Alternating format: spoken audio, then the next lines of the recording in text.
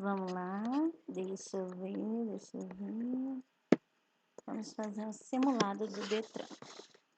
Primeira habilitação. Você entra no site do Detran, clica em simulado online, depois tu aperta, terão duas alternativas. O simulado para a primeira habilitação e o outro, se eu não me engano, é para renovação. Vamos lá. Primeira questão. A alteração das características de fábrica do veículo só poderá ser feita por deliberação do respectivo fabricante. B. Mediante prévia autorização da autoridade de trânsito. C. Pelo fabricante após a vistoria do veículo. E D. Em caso de acidente de trânsito. Bom, a alternativa daqui é a letra B. Mediante prévia autorização da autoridade de trânsito. No caso, é o Departamento Estadual de Trânsito, DETRAN. Vamos lá. A mensagem contida na placa direita é A. Estacionamento obrigatório. D. A preferência. Estacionamento regulamentado ou parada obrigatória. Parada obrigatória. Próxima pergunta. Próxima. A mensagem contida na placa direita é aqui, comprimento máximo permitido, altura máxima permitida, peso máximo permitido por eixo ou largura máxima permitida. Aqui você percebe que é comprimento, né? Então, temos como alternativa a letra A. Quarta questão. A mensagem contida na placa direita é entroncamento oblíquo à direita? Não, porque está para a esquerda. Entroncamento oblíquo à esquerda, confluência à esquerda ou estacionamento regulamentado. Bom, eu vou ficar com confluência à esquerda.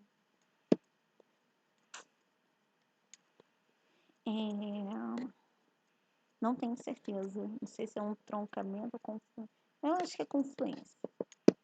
Próxima pergunta. De acordo com a imagem ao lado, ao fazer movimentos com a palma da mão voltada para trás, o guarda orienta os veículos o quê? A aumentarem a velocidade, a prosseguirem, a pararem ou a reduzirem a velocidade? Bom, a reduzirem a velocidade a gente sabe que não é. A parar também não é. Ele tá com a mão voltada para trás e fazendo movimento para cima e para baixo. Quer dizer que ele tá mandando o quê? A prosseguir.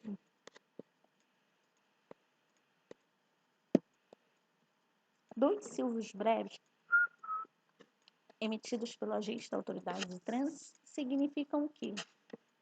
Ordem de parada a todos os motoristas.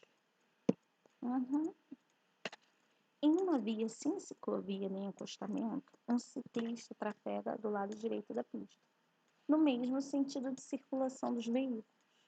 Nessa situação, é correto afirmar que os veículos devem reduzir velocidade quando ultrapassarem o ciclista, guardando distância lateral mínima de 1 metro. Os veículos que não reduzirem a velocidade quando ultrapassarem o ciclista cometerão infração grave. De acordo com as normas de circulação e conduta, o ciclista deveria trafegar no sentido de circulação oposto ao dos veículos. De acordo com o Código de Trânsito Brasileiro, não é permitido tráfego de ciclistas em vias nessas condições. A via ela não tem ciclovia nem acostamento, né? Então, o ciclista deve trafegar o quê? Na linha de bordo, né? Do lado direito da pista, no mesmo sentido de circulação. Então, a alternativa aqui é a letra A. Em uma pista de rolamento com várias faixas de trânsito no mesmo sentido, os da esquerda são destinados aos veículos mais pesados? Não. Os veículos mais pesados e maiores são aqueles veículos que devem andar Na direita, não à esquerda. Os da direita são destinados aos veículos de maior velocidade e motocicletas, ok. Os da esquerda são destinados aos veículos de maior velocidade, sim. Os da direita são destinados às ultrapassagens de veículos mais leves, não. Então aqui eu teria como resposta duas alternativas. As da direita são destinadas aos veículos, não. É a letra C. As da esquerda são destinadas aos veículos de maior velocidade. Em relação à velocidade máxima permitida nas vias, é correto afirmar que o condutor deve respeitar a regulamentação de velocidade escrita nas placas somente quando precisa de fiscalização eletrônica. Repara uma coisa, você só deve respeitar as placas se tiver nessa via fiscalização eletrônica. Não. Errado. O condutor pode trafegar até 20% acima da velocidade indicada nas placas de regulamentação se a via estiver completamente livre? Não.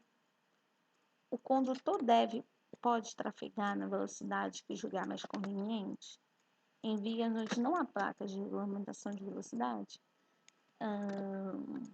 Não. O condutor deve reduzir a velocidade se houver pedestres à frente, mesmo que esteja dentro do limite estabelecido pela sinalização. É claro, está correto. Por quê? Porque todo condutor é responsável pela segurança, né, dos pedestres. Por que isso? Porque os pedestres eles são mais frágeis, né? Eles estão em desvantagens, né? Se você for colocar a situação de um pedestre de um veículo, né? Está em uma situação de desvantagem. Então, todo condutor sim deve se responsabilizar, né, pela segurança do pedestre. Próximo. Decorridos 2 anos da cassação da Carteira Nacional de Habilitação, o infrator poderá requerer sua reabilitação se atender à seguinte condição: submeter-se a exame médico, submeter-se a exame de legislação, submeter-se a todos os exames necessários de habilitação e submeter-se a exame de direção. Bom, foi cassada a Carteira Nacional dele, a CNH, por 2 anos. Ele tem que se submeter a todos os exames necessários à habilitação.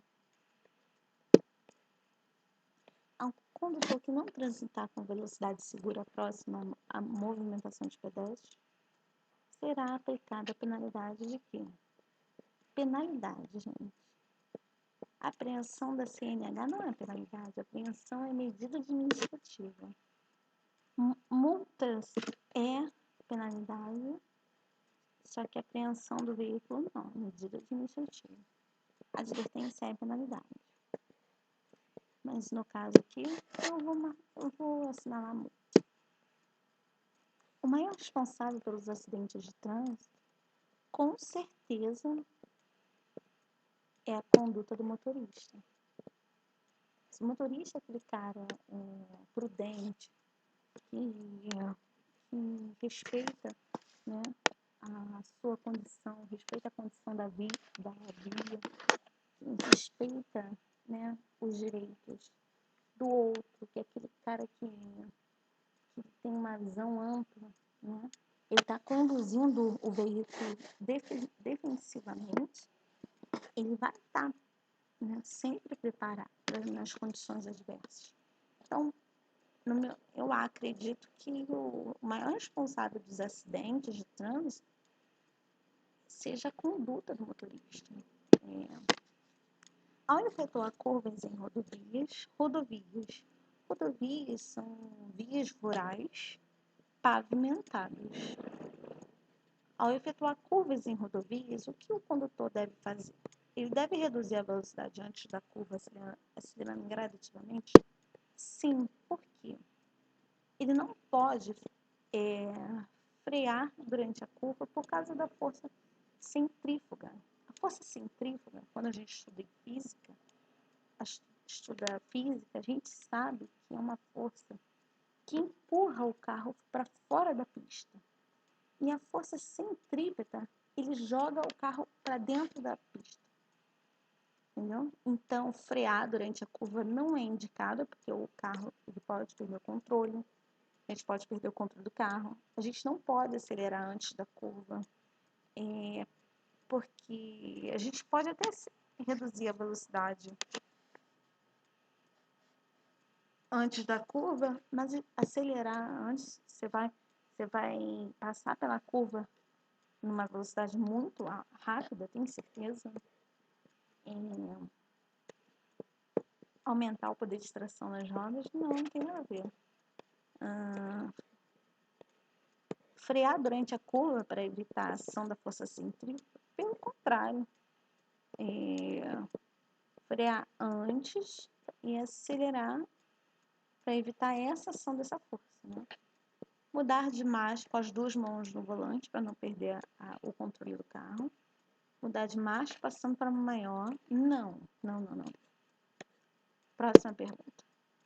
O fenômeno da aquaplanagem pode ser provocado pela profundidade insuficiente dos sulcos dos pneus. Sabemos que a profundidade mínima deverá ser de 1,6 centímetros. A mínima. Se tiver 1,5, a penalidade é multa. Andar com o pneu careca. Você não pode andar com o pneu careca. Vamos lá, próxima pergunta. Ao perceber falhas na sua atenção, o condutor defensivamente deve agir da seguinte forma: parar o veículo e procurar descansar. Gente, não adianta você correr, né, para poder chegar mais rápido no seu destino. Não adianta você beber água e continuar a viagem. Não adianta também você ultrapassar os outros veículos, colocando a sua segurança e as dos outros, né, em risco. Próximo. O condutor do veículo que não possui banco traseiro, né, no caso das caminhonetes, deve transportar as crianças como, gente?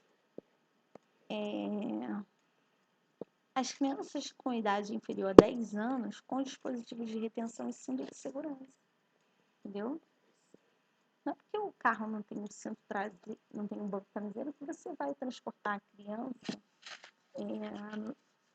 no banco dianteiro sem qualquer condição de segurança para a criança, né? A gente sabe que bebês até 1 ano de idade tem que ser transportado com o bebê conforto, pela cadeirinha, né, bebê conforto, e de 1 a 4 anos de idade tem que ser aquele com a cadeirinha. De 4 a 7 anos de idade tem que ser com aquele assento, né, diferenciado para poder a criança se ajustar no cinto. E de 7 a 10 anos de idade tem que andar com o cinto, né? Os 3 pontos de preferência.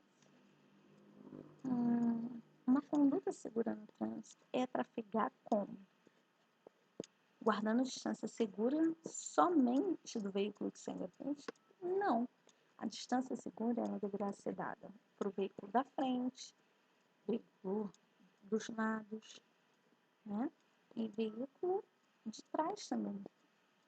Sempre na metade da velocidade máxima permitida para a via. A gente sabe, a gente sabe que não é seguro andar com uma velocidade reduzida. Entendeu? Até porque a gente sabe que tem vias, por exemplo, se você andar muito devagar em vias de trânsito rápido, é perigoso, mas é tão perigoso quanto andar tão rápido. Mantendo o veículo à esquerda da via antes de virar à direita,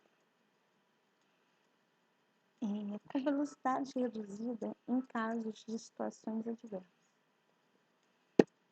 É a última.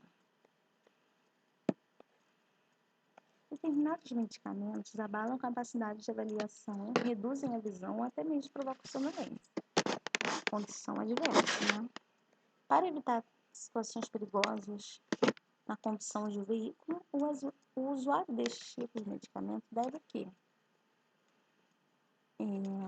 Consultar o médico sobre a possibilidade de dirigir enquanto usa o produto, percorrer apenas percursos pequenos, não usar o produto alguns minutos antes de dirigir. Eu vou optar por essa.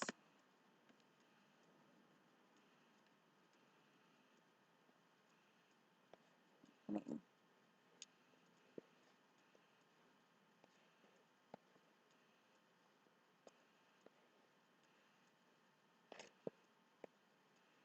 eu estou entre não usar o produto alguns minutos antes de dirigir ou consultar. Vamos consultar o médico. Para evitar uma possível colisão com o veículo que segue à sua frente, a atitude mais importante a tomar é o quê, gente? É manter aquela...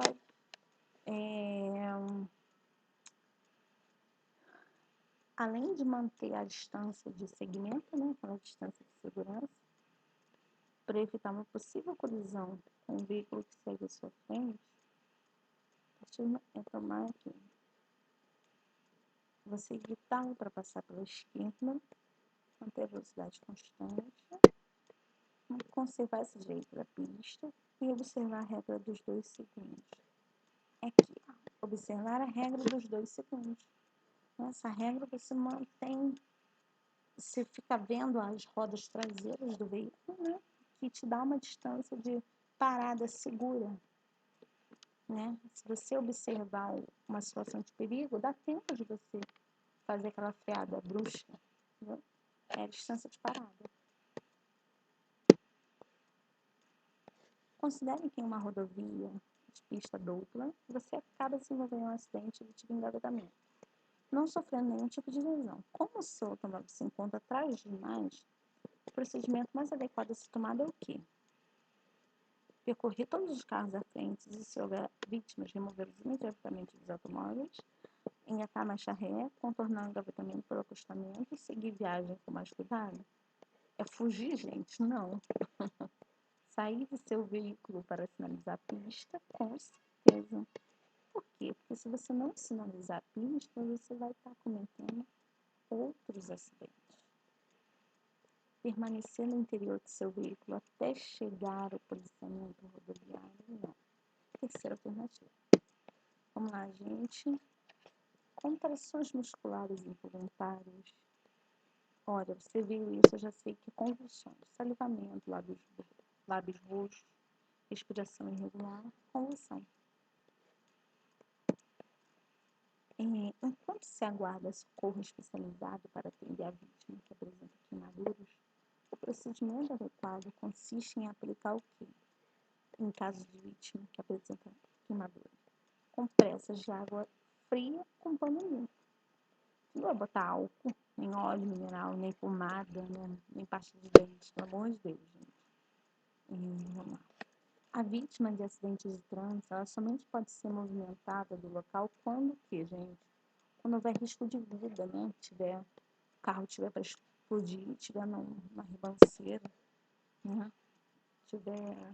Caiu num córrego, risco de afogamento, vai tirar.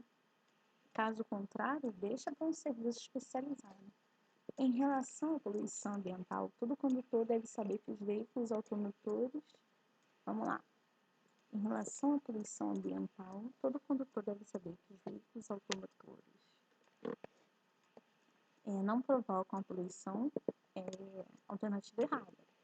São dos principais causadores do ar, com certeza. São causadores de poluição somente se movidos a gasolina. Errado.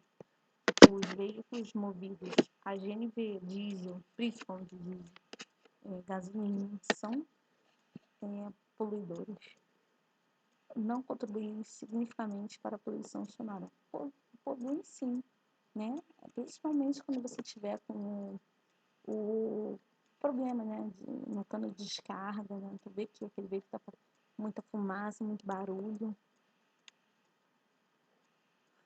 O carburador, né, sabe que é uma poluição sonora muito alta, aquele ruído muito forte.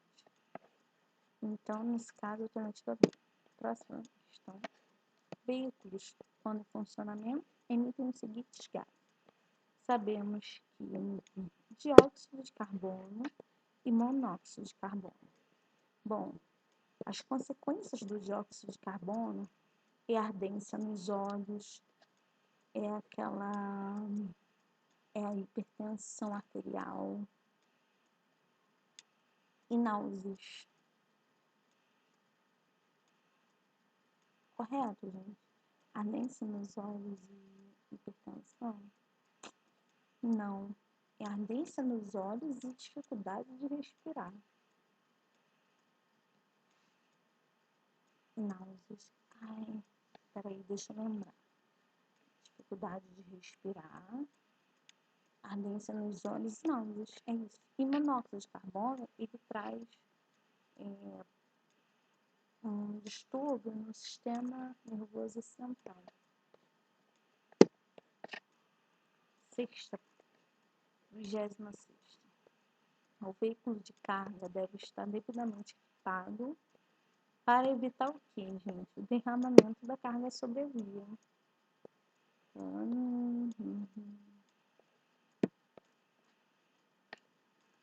Ao alertarmos outro condutor que trafega com pneu vazio ou com a porta aberta, o que a gente está fazendo, gente? A gente está agindo com solidariedade e exercendo cidadania. Quando as lanternas de exposição de automóveis estiverem queimadas, a condução dos veículos durante o período noturno poderá comprometer o reconhecimento da presença e largura do veículo usuário da via, correto? Fará com que os veículos e os demais usuários não percebam essa linha. Bom, fica em teste. Vamos ver essa daqui. Fará com que os outros veículos e demais usuários da via não percebam a intenção de mudança de direção, né? Ou poderá comprometer a disposição. É a primeira. Por que eu não botei essa daqui, gente? Eu não botei essa daqui porque, para mim, isso aí é função das setas, né? Nas lanternas de direção. Então, disposição. O sistema tem como finalidade evitar o desgaste das peças do motor, o que, gente? Lubrificação. Última pergunta. O mecanismo capaz de transformar outras formas de energia em energia mecânica, qual é, gente? O mecanismo que transforma outras formas de energia em energia mecânica. É o motor ou é a ignição? Ele está fazendo o quê? Está transformando uma energia em uma energia mecânica.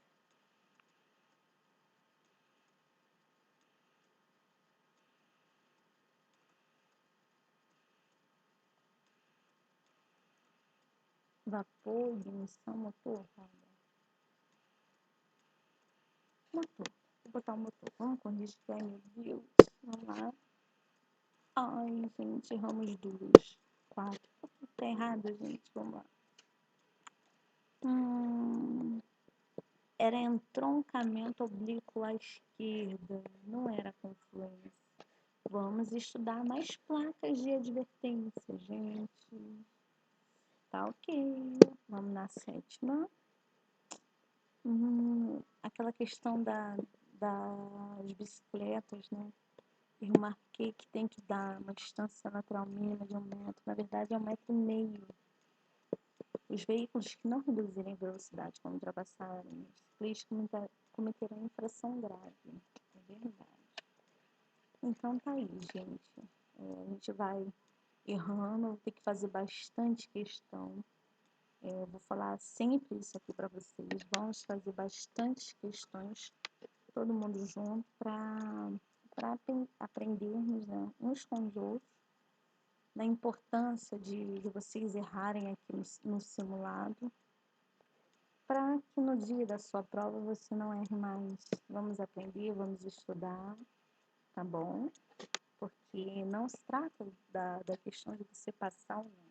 Se trata da questão de você aprender, de você ser um motorista consciente, né, do da legislação, né, das regras do trânsito. Obrigada por assistir até aqui. Clique em curtir se você gostou. Se você não gostou, deixa uma mensagem bem carinhosa para mim que eu vou procurar melhorar, tá bom? Boa sorte para você que vai fazer a prova do Detran. Até mais!